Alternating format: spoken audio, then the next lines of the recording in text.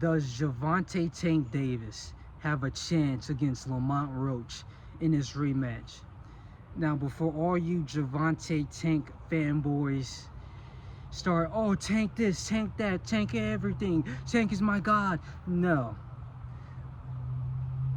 In that Lamont Roach fight, which Lamont was coming up from 130 pounds to 135 pounds, right?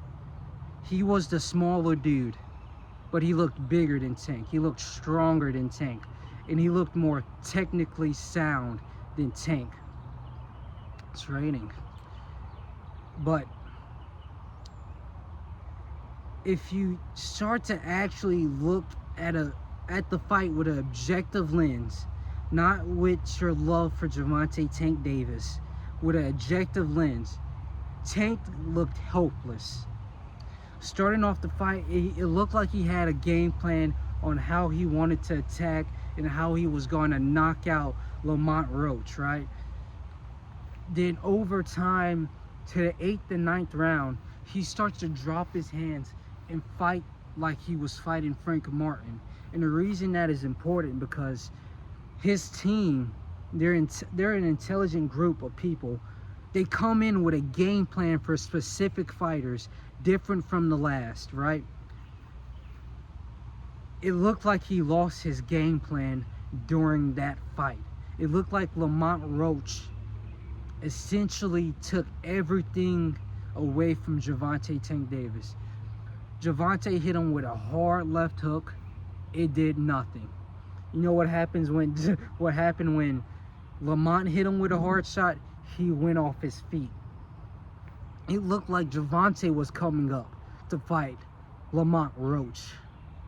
And a lot of people are trying to put it where, oh, Gervonta, he's going to go into camp, he's going to do this and magically just become a better fighter and knock him out the next round. Oh, he's going to come more aggressively.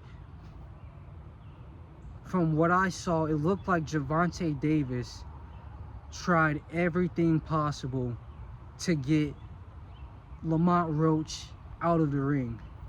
Even that little trick of the little towel, like, if you don't know, nowadays they have like clear steroids you can just rub on your skin. So him rubbing a towel on his face during the middle of the match where he's looking desperate, that's a little bit suspicious of like, what could he be? Oh, I got grease in my eye. Like, no, you don't. That's bullshit. We all know it. You had a jab in your eye. That's what it was. What could he do that he didn't do the last fight? Because Lamont took his best punches. Tank is already a slow starter, so saying Lamont won the first couple of rounds, every opponent does that to him. But if Gervonta doesn't knock Lamont Roach out, which he tried to in the last fight, what can he honestly do to him? From an objective, non-fan point of view. Not looking up to Tank Davis as this huge figure, as just a fighter that you watched get picking apart. That wasn't a... Lamont Roach looked stronger. He knocked him off his feet a few times. When did Gervonta Tank Davis do that to him? And then when you combine this with him going to 140 with Mario Barrios and not really getting that knockout until the 10th and 11th round, it kind of starts to paint the picture of he might not be as powerful as we want to.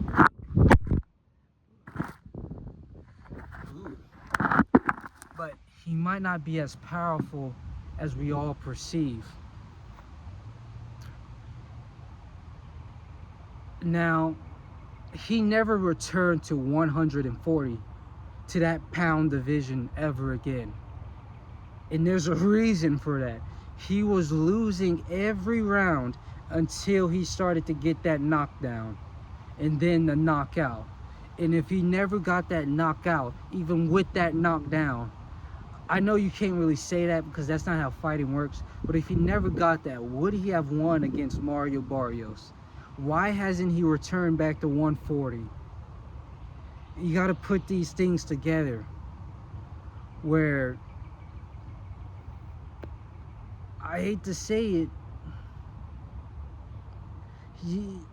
he's talented, but does he, like during the Devin Haney era of boxing at 135, does he beat Devin Haney?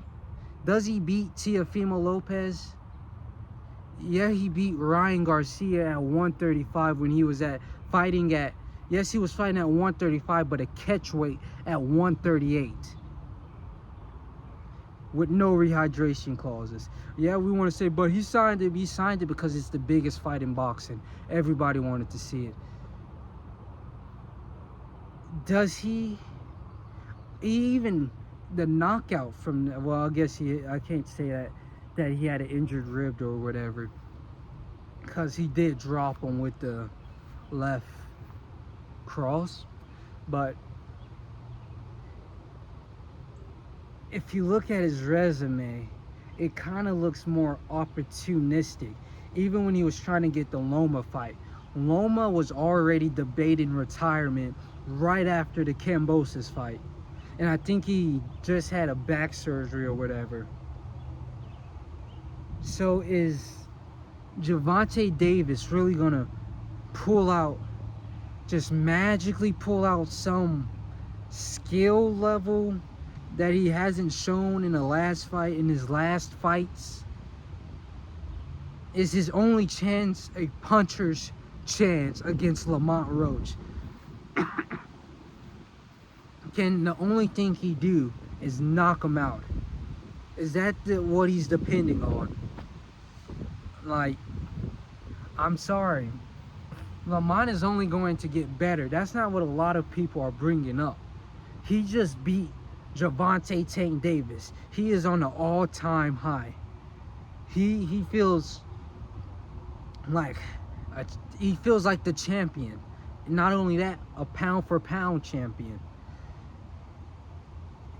Is he not going to gain a new level of confidence, train to a higher degree, pull out a new set of skills? Because he's going to be training harder. Oh, I beat Gervonta Tank Davis. I beat the man of boxing. I beat the face of boxing. Is he not going to pull out that level of confidence during that fight and beat him better than he did the last time? Like, people are assuming Gervonta is going to beat him better than he performed the last time.